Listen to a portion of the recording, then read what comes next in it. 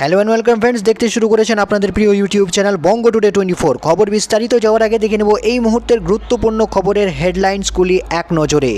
9 থেকে 14 আগস্টের সব সত্যি বলে ফেললেন অভিজিৎ, মুখোমুখি বসিয়ে সাঁড়াশি আক্রমণের ভাবনা।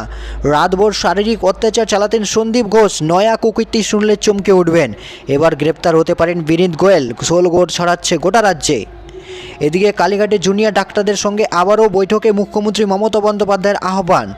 দিল্লির পরবর্তী মুখ্যমন্ত্রী কে, সুনীতা কি, রাবড়ি দেবী কে হতে পারেন? কেজরির মন কি বাত। চলে আসবো বিস্তারিত খবর। তার আগে চ্যানেলে নতুন দর্শক জুড়ে থাকলে এক্ষুনি আমাদের বঙ্গ টুডে 24 চ্যানেলটিকে সাবস্ক্রাইব করে পাশের বেল নোটিফিকেশন বাটনটি অন করে দিন এবং কমেন্ট সেকশনে কোন চ্যানেল থেকে কোন জেলা থেকে আপনারা দেখছেন অবশ্যই সেটা কমেন্ট সেকশনে লিখে জানাতে ভুলবেন না। আসছি বিস্তারিত খবরে।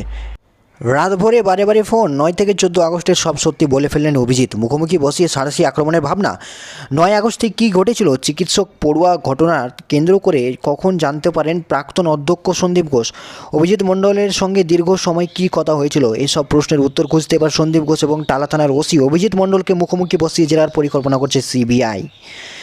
এদিকে সিবিআই সূত্রে জানা যাচ্ছে ইতিমধ্যে সন্দীপ ঘোষ এবং অভিজিৎ মণ্ডলকে আলাদা করে জিজ্ঞাসাবাদ করা হয়েছে এবং সন্দীপকে 18 দফা জিজ্ঞাসাবাদের পর দুর্নীতি মামলায় গ্রেপ্তার করা হয়েছে।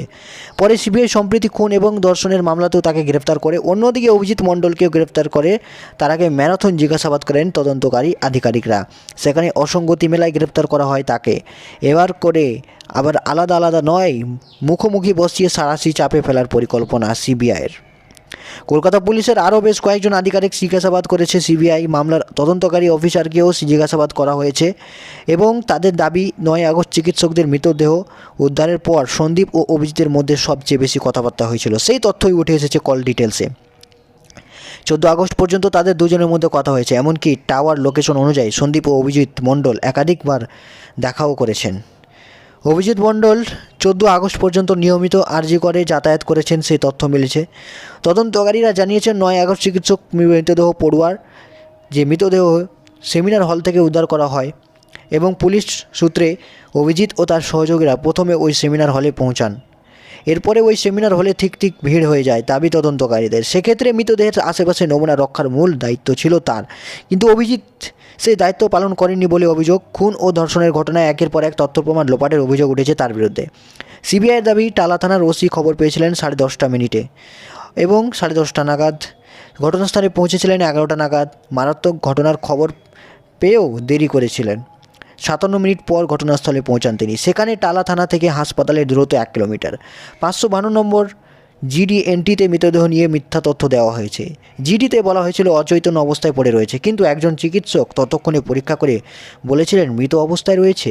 এই ষড়যন্ত্রে হাসপাতাল কর্তৃপক্ষ ও অন্যান্য কিছু ব্যক্তির সঙ্গে ওসি টালাও ছিলেন এবং তথ্য পরিবর্তন করা হয়েছে ইচ্ছাকৃতভাবে, এমনই অভিযোগ।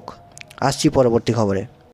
রাতভর শারীরিক অত্যাচার চালাতেন সন্দীপ ঘোষ, এবার তার বিরুদ্ধে নয়া কুকীর্তি শুনলে চমকে উঠবেন। আজগর হাসপাতালের 4 দেওয়ালের মধ্যে 8 আগস্ট রাতে কী ঘটেছিল, এই প্রশ্নের উত্তর খুঁজছে সকলে এবং চিকিৎসক ধর্ষণ খুনের ঘটনায় রহস্যভেদ করতে এবার জোর কদমে তদন্ত চালাচ্ছে সিবিআই। মামলা পৌঁছে গিয়েছে সুপ্রিম কোর্টে এবং এরই মধ্যে মারাত্মক তথ্য পেল সিবিআই। মুর্শিদাবাদ মেডিকেল কলেজ হাসপাতালে অর্থোপেডিক বিভাগে কর্মরত থাকাকালীন সন্দীপ রূপান্তরকামীদের যৌন নিগ্রহ করতেন বলে অভিযোগ।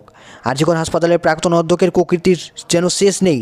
তার জমানায় হাসপাতালে হওয়া একাধিক দুর্নীতির অভিযোগ ইতিমধ্যেই সামনে এসেছে। এবার যেমন সন্দীপ ঘোষের বিরুদ্ধে মারাত্মক এক অভিযোগ আনা হলো। সন্দীপ ঘোষের বিরুদ্ধে যে ডেরায় তাকে ডেকে রূপান্তরকামীদের ওপর যৌন নিগ্রহ করতেন বলে জানা যাচ্ছে। সারা রাত ধরে তিনি নাকি চলতো এই অত্যাচার।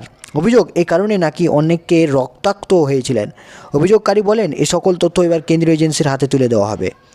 এটি সর্বভারতীয় সংবাদ মাধ্যমের ক্যামেরার সামনে এ নিয়ে একজন রূপান্তরকামী মুখ খুলেছেন তার বিরুদ্ধে এবং তার অভিযোগ মুর্শিদাবাদে কর্মরত থাকাকালীন সমাজ মাধ্যমের দ্বারা বহু রূপান্তরকামীর নম্বর জোগাড় করেছেন সন্দীপ, এরপর তাদের ডেকে পাঠাতেন সন্দীপ। এদিকে শনিবার রাতে আরজিকরের চিকিৎসক ধর্ষণ হত্যাকাণ্ডে প্রাক্তন অধ্যক্ষ সন্দীপকে গ্রেপ্তার করেছে সিবিআই। তার রবিবার তাকে আদালতে তোলা হয়। এদিন 3 দিনের সিবিআই রিমান্ডে রয়েছেন।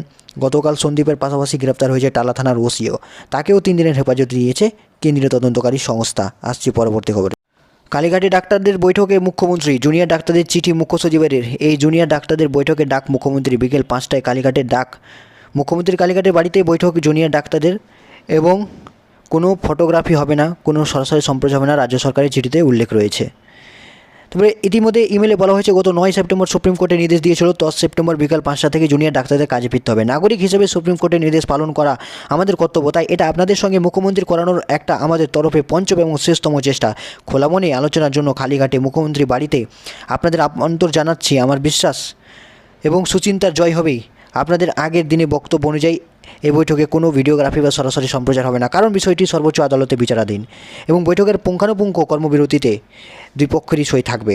ইমেলে আরও বলা হয়েছে সোমবার বিকেল 5টায় কালীঘাটে বৈঠকের আয়োজন করা হয়েছে। আগের দিন ডাক্তারদের যে প্রতিনিধিতা যে রয়েছেন তা বৈঠকের জন্য কালীঘাটে এসেছিলেন, তাদেরই সোমবারও আসতে হবে তা অনুরোধ করা হয়েছে। আসছি পরবর্তী খবরে। এবার কি হয় দেখার বিষয় রয়েছে। এদিকে দিল্লির মুখ্যমন্ত্রী কে হবেন, সুনিতা নাকি রাবড়ি দেবী কে হতে পারেন, কেজরির মন কি বাত। মঙ্গলবার মুখ্যমন্ত্রীর কুর্সি ছেড়ে দিয়েছেন অরবিন্দ কেজরিওয়াল এবং 2015 থেকে 2 দফায় টানা মুখ্যমন্ত্রী তিনি ছিলেন। মদকাণ্ডে প্রায় 6 মাস মুখ্যমন্ত্রী জেলে কাটিয়েছেন। কেজরিওয়ালের করমুক্তি নিয়ে এবার দায়িত্ব ছেড়ে দেওয়ার সিদ্ধান্ত নিয়েছে, নানা জল্পনা চলছে। বিদায়ী মুখ্যমন্ত্রী হিসেবে সোমবার তিনি আগামী বিধানসভা নির্বাচনকে সামনে রেখে সরকারের আরও জনমুখী প্রকল্প ঘোষণা করতে পারেন বলে মনে করা হচ্ছে। হিসাব মতো দিল্লি বিধানসভার ভোট হওয়ার কথা আগামী বছরের ফেব্রুয়ারিতে। তবে কেজরিওয়ালের চান যে আগামী নভেম্বর মাসে মহারাষ্ট্রের সঙ্গে ঝাড়খণ্ডের সঙ্গেই এই বিধানসভা নির্বাচন হোক এবং দিল্লিতেও ভোট হোক। কমিশনের দাবি মেনে নিলে সেক্ষেত্রে নতুন মুখ্যমন্ত্রী 2.5 মাসের মধ্যে দায়িত্ব নেবেন। আপ ফের ক্ষমতায় এলে নতুন মুখ্যমন্ত্রীর ভবিষ্যৎ কী হবে তা এখনও স্পষ্ট নয়। এই পরিস্থিতিতে আম আদমি পার্টির মধ্যে জোর জল্পনা শুরু হয়েছে। কেজরিওয়াল কাকে তার স্থলাভিষিক্ত করতে চান। দল ও প্রশাসনের ভূমিকায় মানদণ্ডে বাকি সকলের থেকে এগিয়ে মন্ত্রী আতিশি। তিনি এখন একাধিক গুরুত্বপূর্ণ দপ্তরের মন্ত্রী। একই সঙ্গে দল ও প্রশাসনিক বিষয়ে তিনি সংবাদ মহলে আপের মুখে। এবং এই বছর স্বাধীনতা দিবস দিল্লি সরকারের অনুষ্ঠানে জাতীয় পতাকা উত্তোলনের দায়িত্ব জেলবন্দি কেজরিওয়াল দিয়েছিলেন মন্ত্রিসভার একমাত্র মহিলা সদস্যকেই। তবে কেজরিওয়ালের স্বল্পকালীন উত্তরসূরি হিসেবে নাম আছে দলের সদস্যপূর্ণ নেতা গুরুত্বপূর্ণ গোপাল রায়ের। তিনি আপের জন্মলগ্ন থেকেই দলের সামানের সারির নেতা এবং বলা হয় তিনি কেজরিওয়ালের দ্বিতীয় মনীষ সিসোদিয়া।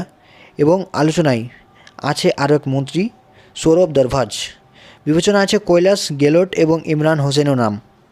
তবে দেখা যাচ্ছে আপ সূত্রে খবর নেতা মন্ত্রী বিধায়ক এই 3 জনের কারো মুখ্যমন্ত্রী হওয়ার সম্ভাবনা বেশি বলে মনে করছে। কেজরিওয়াল পত্নী সুনিতাকেও তার ফ্রেন্সিংয়ের বাইরে রাখছেন না। কেজরিওয়াল জেলে যাওয়ার পর তিনি দলের মুখ হয়ে উঠেছেন। নভেম্বরে বিধানসভা ভোট এগিয়ে আনা হয়েছে। সুনিতার মুখ্যমন্ত্রী হতে বিধায়ক হওয়ার দরকার হবে না, কারণ বিধানসভার সদস্যপদ ছাড়াও 6 মাস মন্ত্রী থাকা যায়। এবার তিনি এখন হরিয়ানা এবং জম্মু কাশ্মীরে প্রচার চালাচ্ছেন। তবে এমনকি ইন্ডিয়া জোটের গুরুত্বপূর্ণ সভাগুলিকে তিনি সম্বোধন করছেন। তাহলে এই ছিল আজকের খবর। পরবর্তী আপডেটের জন্য অবশ্যই চোখ রাখুন, চ্যানেলটিকে সাবস্ক্রাইব করে রাখুন। ধন্যবাদ।